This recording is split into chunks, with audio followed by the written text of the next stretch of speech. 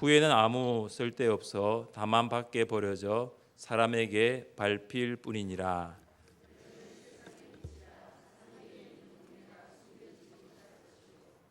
사람이 등불을 켜서 말 아래 두지 아니하고 등경 위에 두나니 이러므로 집안 모든 사람에게 비치느니라. 이같이 너희 빛이 사람 앞에 비치게 하여 그들로 너희 착한 행실을 보고 하늘에 계신 너희 아버지께 영광을 돌리게 하라. 아멘. 이 시간 김포 선물교회를 섬기시는 우리 태령식 목사님 나오셔서 세상의 소금과 빛이라라는 제목으로 말씀 전해 주실 때에 많은 은혜 받으시길 바랍니다. 우리 목사님 나오실 때 큰 박수로 축복하겠습니다.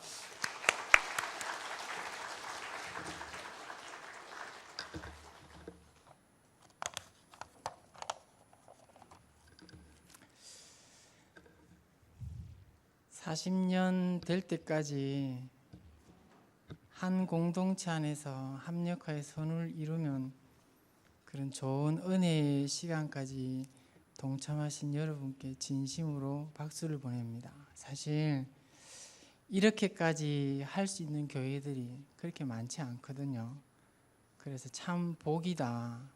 그리고 그런 교회에 그냥 이 교회 출신이라는 이유로 이제 이렇게 제가 설교를 할 수 있다는 것도 참 감사한 일이다. 그래서 40년 동안 동력하시면서 여기까지 오신 하늘샘교회 성도님들, 동력하시면서 여기까지 온다고 정말 수고 많이 하셨습니다.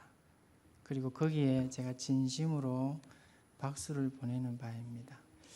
앞으로도 이런 교회의 모습이 10년 후에 50주년이 되었을 때엔 또 다른 좋은 박수로 여러분들에게 이런 섬기는 자들이 많았으면 좋겠다 하는 바람입니다. 방금 목사님이 읽으신 이 마태복음 5장 13절 16절 이 말씀 여러분들이 이 말씀이 하나님의 말씀으로 믿어지십니까? 정말로 이 말씀이 하나님의 말씀으로 믿어지십니까? 그러면 이 시간에 제가 여기서 아들로 또 형으로 동생으로 이 소리를 듣지 마시고 정말 하나님의 말씀으로 여러분들이 이 말씀을 들으셔야 된다라는 부탁을 드립니다. 그리고 이 말씀을 하나님의 말씀으로 들어야만이 여러분들이 지금까지 온 이 모든 축복이 또한 여러분들에게도 지속될 수 있다라는 당부를 먼저 드립니다. 먼저 오늘 이 본문의 말씀은 우리가 너무 잘 아는 내용입니다. 그래서 제가 여기서 더불어 특별하게 뭘 덜 해줄 말이 사실 없습니다. 그리고 저는 사실 설교도 엄청 못합니다. 그래서 이 말씀 있는 그대로만 여러분들이 받아들이면 참 좋겠다는 바람입니다. 오늘 이 본문에서 예수님이 이렇게 말씀합니다. 너희는 세상의 소금이다. 또 하나는 너희는 세상의 빛이다. 이렇게 이 두 가지 비유로 예수님이 말씀을 하신다는 겁니다. 우리가 잘 아는 대로 이 소금이라는 이 기능을 가진 것은 말 그대로 짜다 안 짜다 이 기능을 보여주는 거잖아요. 그리고 이 소금의 기능은 부패를 방지하는 그 역할을 하잖아요. 그리고 이 소금은 말 그대로 깨끗함을 보여주는 겁니다.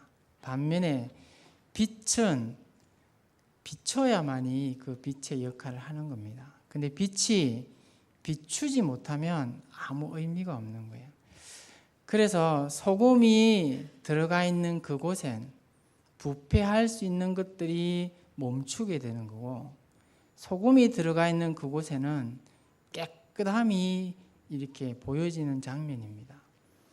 빛이 비치는 그곳에는 어둡다, 음침하다라는 그 자리에 빛이 비치면 밝아지게 되는 거예요. 밝아.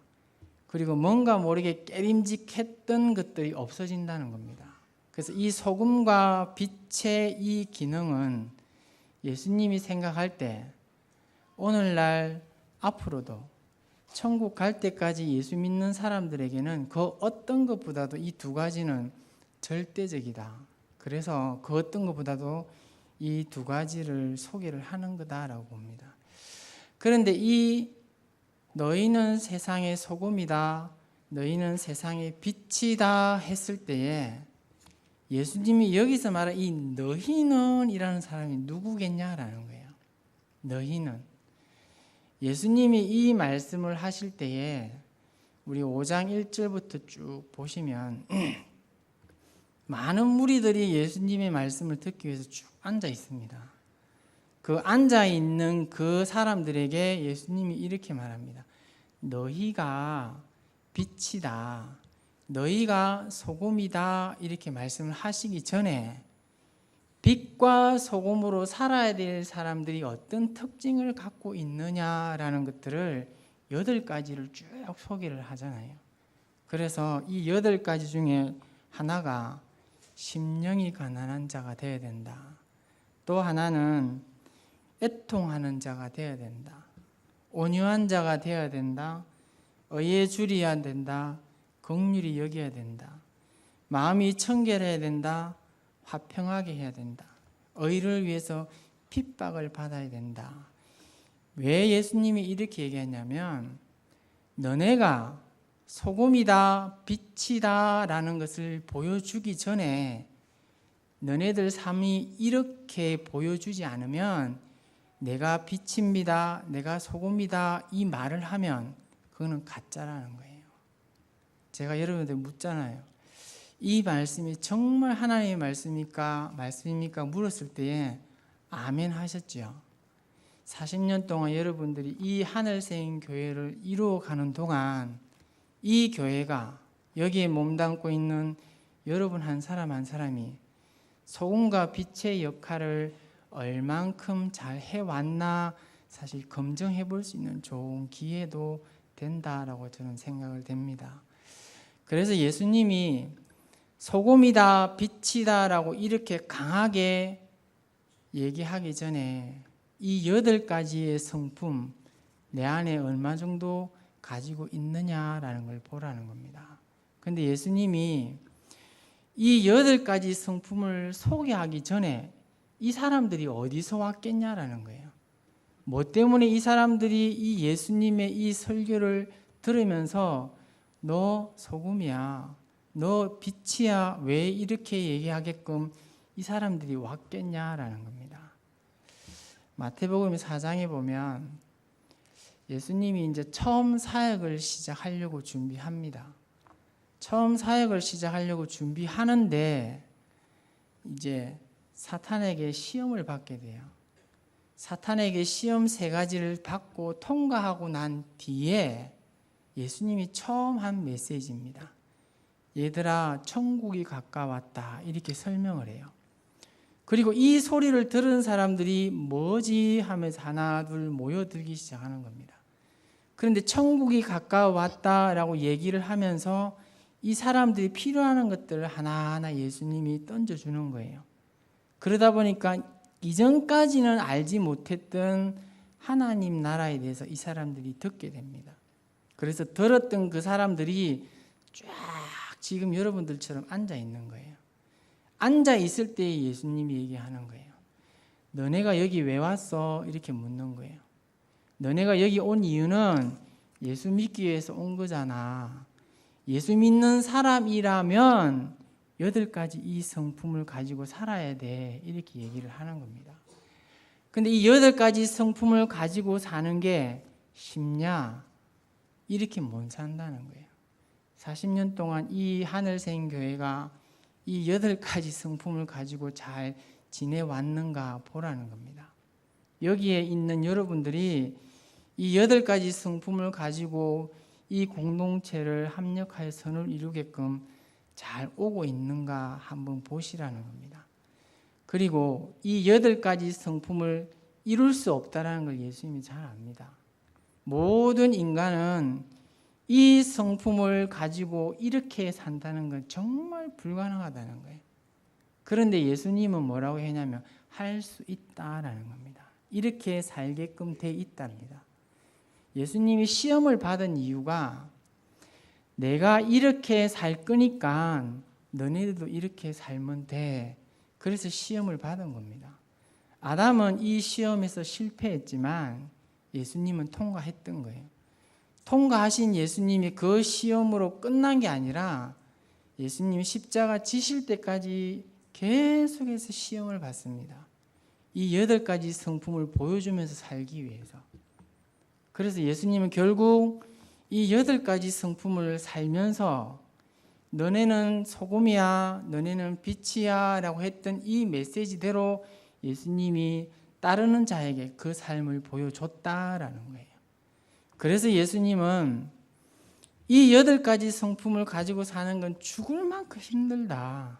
왜냐하면 이렇게 살면 너네 예수 제대로 못 믿고 이렇게 살면 손해보는 게 너무 많다는 거예요. 이렇게 살면 교회 안 다니는 게 훨 살기 편하다는 겁니다. 제가 정말 묻고 싶었던 게 하나 있습니다. 정말 여러분 교회 다니는 게 좋습니까? 예수 믿는 게 좋은가요? 저는 지금까지 살면서 예수 믿으며 사는 게 좋다라고 생각해 본 적 거의 없습니다. 이건 죽을 고생입니다. 예수 믿으며 사는 게 좋다라고 하는 게 어떤 분들은 좋다 하는데 이거는 죽을 때까지 힘든 거예요. 예수 믿으면 너무너무 손해도 많고 예수 믿으면 너무너무 핍박도 많고 예수 믿으면 너무너무 참아야 됩니다. 제가 오늘도 우리 모친한테 온유해야지요. 근데 우리 모친은 그 온유가 잘 안 돼요. 평생 타고난 성격이기 때문에. 온유함이 없는 사람은 예수님이 너 소금이야, 빛이야 이렇게 했을 때에 그 사람은 빛과 소금이 될 수가 없습니다. 8가지 성품을 사용하지 못하는 사람이 빛이다, 소금이다라고 했을 때에 아멘 하면 안 된다는 거예요. 그렇게 못 살기 때문에. 그런데 예수님이 이 마태복음 5장에 보면 이렇게 얘기합니다. 17절에 보면 내가 율법이나 선지자로 폐하러 온 줄로 생각하지 말라. 폐하러 온 것이 아니요 완전하게 하려 함이라. 예수님이 뭐라고 얘기하냐면 빛과 소금으로 사는 게 너무 힘든 거 아는데 내가 그렇게 보여줄게 이 얘기입니다. 그래서 3가지 시험도 패스하고 계속해서 죽을 때까지 예수님이 계속 시험 당하는 것들을 따르는 무리들 앞에 계속 보여줍니다. 내가 이기잖아. 내가 이기고 있잖아. 이 장면을 계속 보여줘요. 내가 성질나도 참잖아. 내가 손해봐도 참잖아. 이걸 계속 보여줍니다. 그래서 예수님이 내가 이겼기 때문에 너네들도 다 이길 수 있다. 그래서 묻는 겁니다. 너 세상의 소금 맞아? 너 세상의 빛 맞아? 이렇게 했을 때 정말 아멘 하는 분은 앞으로도 이렇게 살아야 됩니다. 하늘생 교회가 40년 동안 이렇게 살아왔다면 앞으로도 이런 모습으로 계속해서 이 기능을 가지고 보여주면 세상 교회들이 얼마나 많이 지탄받고 있습니까? 목회자들이 얼마나 많이 지탄받는데 이 교회가 지금까지 40년이 될도록 이만큼까지 온 건 하나님의 은혜다. 우리가 그만큼 잘했다라고 생각되면 앞으로도 그렇게 되기를 원하면 주님이 말씀한 이 메시지를 액면 그대로 믿고 순종하면서 한번 따라봐야 된다는 거죠. 그게 안 되면 10년 후에 하늘생 교회가 어떻게 될지 우리는 장담 못 하잖아요. 그래서 지금까지 하나님께서 보내주신 이 귀한 은혜를 앞으로도 가려면 이 빛이다 소금이다라는 것을 당당하게 보여줄 여러분들의 성품이 인격이 주님과 같이 이만큼 닮아가도록 죽기 살기로 애를 써야 됩니다. 근데 여기서 예수님이 이렇게 말해요. 너 소금이고 너 빛이야. 그런데 이 소금과 빛이다라는 이게 막연한 거예요. 뭘 보여줘야 소금이고 뭘 보여줘야 빛이자는 거예요. 예수님이 이 마지막 오늘 16절에 이렇게 말합니다. 너 소금과 빛이 어떻게 해야 되냐면 착하게 살아. 착하게 안 살면 너가 하고 있는 이 예수 믿는다고 앉아있는 너는 가짜야, 이렇게 얘기하는 거예요. 착하게 살지 못하는 모든 그리스도인들이 예배 드린다고 앉아 있어서 하나님이 좋다고 보는 거 아니라는 겁니다. 착한 행실을 보여줘야만이 누군가가 이 모습을 보면서 인정을 한다는 거예요. 같은 가족이라도 이 못되게 하면은 성질 나잖아요. 그때 되면 저기 원수로 보이게 되는 겁니다. 가족도 하물며 그런데 교회 공동체 안에 있는 식구들끼리 얼마나 꼴보기 싫은 사람들 많아요. 저희 교회도 몇 명 안 되는데도 오늘 기분 좋다가 내일 보면 꼴보기 싫고 이런 사람들이 비일비재합니다. 한 교회에서 40년 동안 오는 동안 꼴보기 싫은 사람들이 얼마나 많았겠습니까? 그런데요, 그 꼴보기 싫은 사람들 때문에 내가 빛이다 소금이다 라는 것을 포기하면 안 된다는 거예요. 그 포기하면 그때부터 나도 꼴보기 싫은 인간밖에 안 됩니다. 하나님 보시기에. 그래서 예수님이 말합니다. 너가 하는 모든 행실이 착해야 되는데 하나님 이 하늘생교회 성도들에게 착한 게 뭔가라는 것을 21절부터 6가지를 쭉 소개합니다. 첫 번째 착한 게 살인하면 안 돼, 이렇게 얘기합니다. 여러분들 가운데 사람 죽인 사람 없잖아요. 근데 예수님이 이렇게 하는 거예요. 여러분 가운데 옆에 있는 사람 무시하는 사람들에게도 똑같이 너 살인했어, 너는 지옥행이야, 이렇게 얘기합니다. 왜 옆에 있는 사람에게 무시하냐고, 왜 옆에 있는 사람한테 함부로 하냐고. 너 빛과 소금이라고 할 수가 없어. 그리고 난 다음에 27절에 가서는 예수님이 또 이렇게 합니다. 간음하면 안 돼. 사실 대놓고 간음하는 사람 없잖아요. 그런데 예수님이 하는 얘기입니다. 보기만 봐도 생각만 해도 간음하는 거야.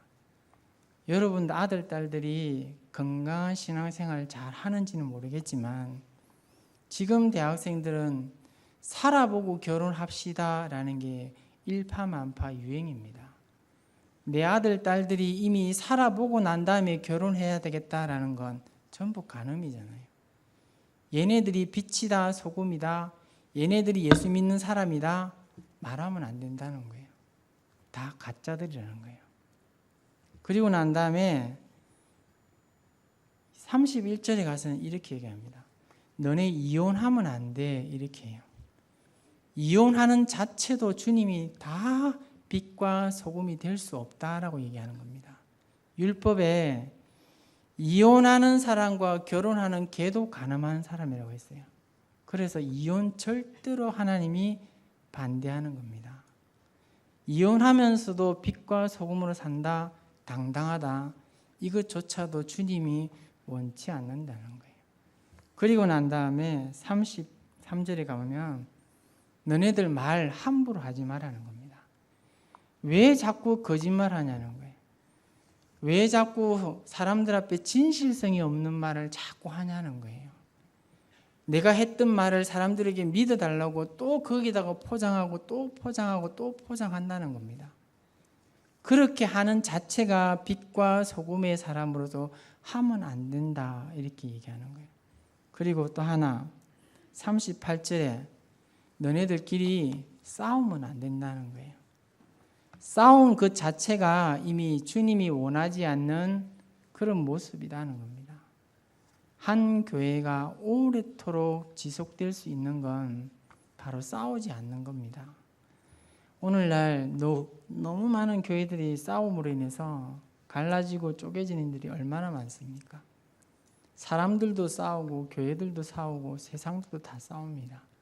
그렇게 싸움질하는 교회와 성도들이 모여있는 그곳이 하나님의 빛과 소금을 감당한다.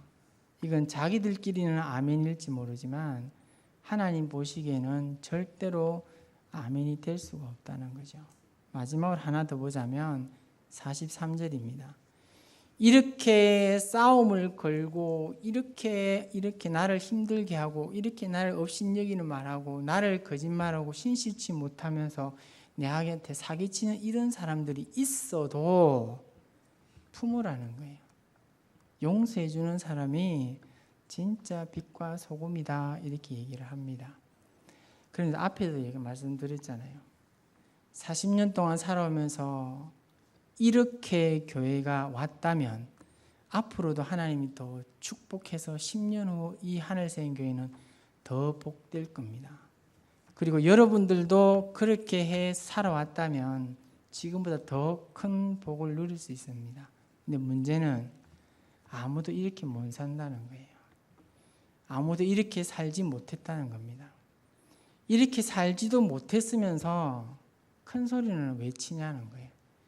이렇게 살지도 못하면서 왜 다 아웅다웅 싸우냐는 거예요. 그러면서 빛과 소금이다라고 한다면 주님이 보시기 뭐라고 하겠냐는 거예요. 우리만의 잔치로 끝나버린다는 겁니다.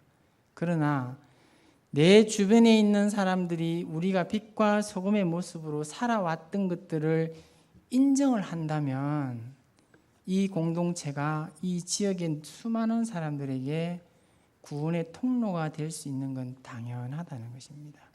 그래서 예수님이 이렇게 사는 게 힘드니까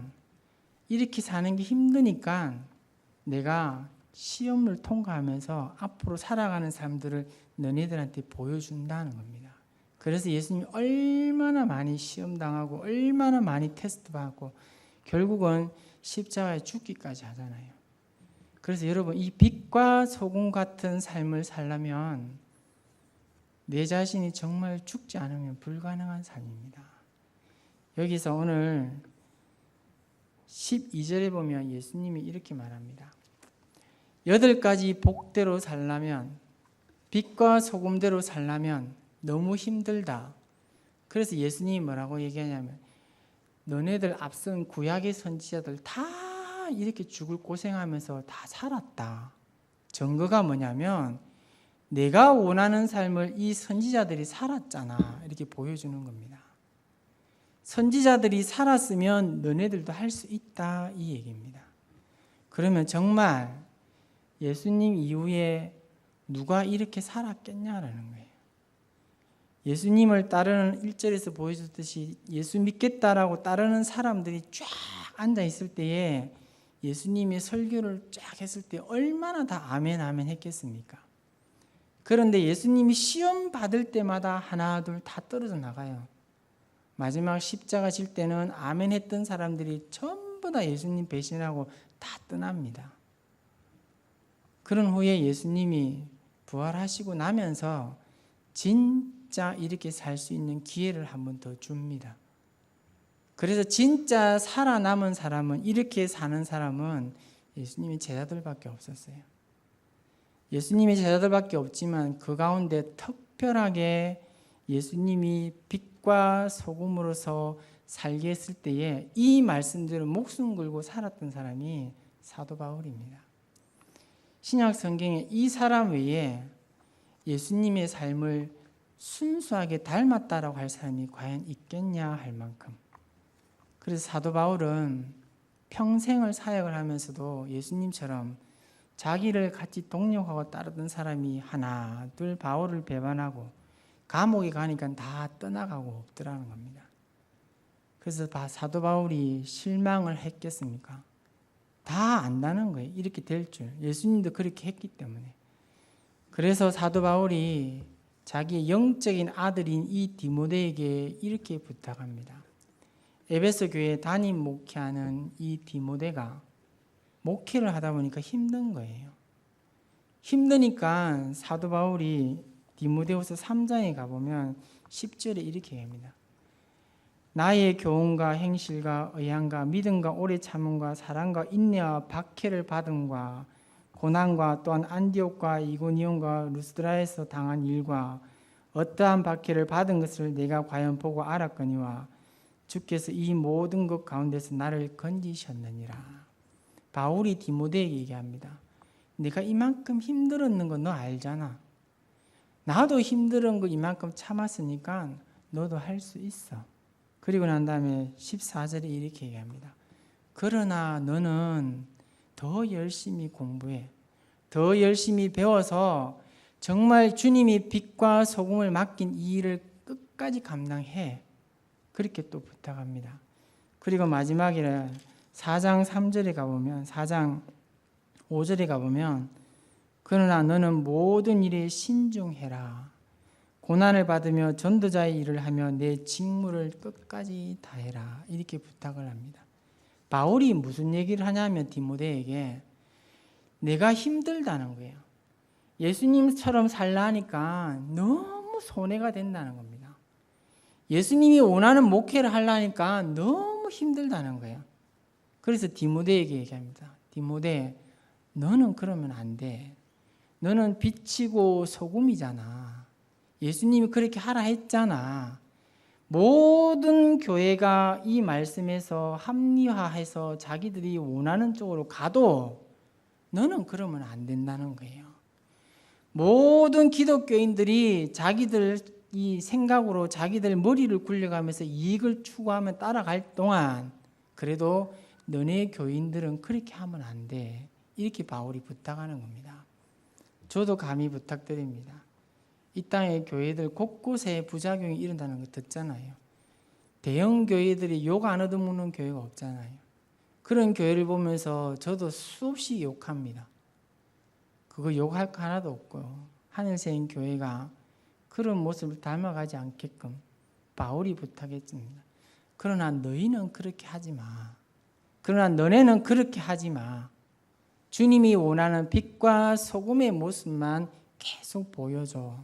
그러면 주님이 원합니다. 너희 그런 모습 때문에 하나님이 영광을 받는다. 이 약속입니다. 우리 인간의 최대 기독교인들의 최대 삶의 목표가 하나님께 영광입니다. 근데 이 영광을 돌리려면 여기서 얘기했잖아요. 착하게 살아야 됩니다. 착하게 못 살면 영광 돌릴 수가 없는 거예요.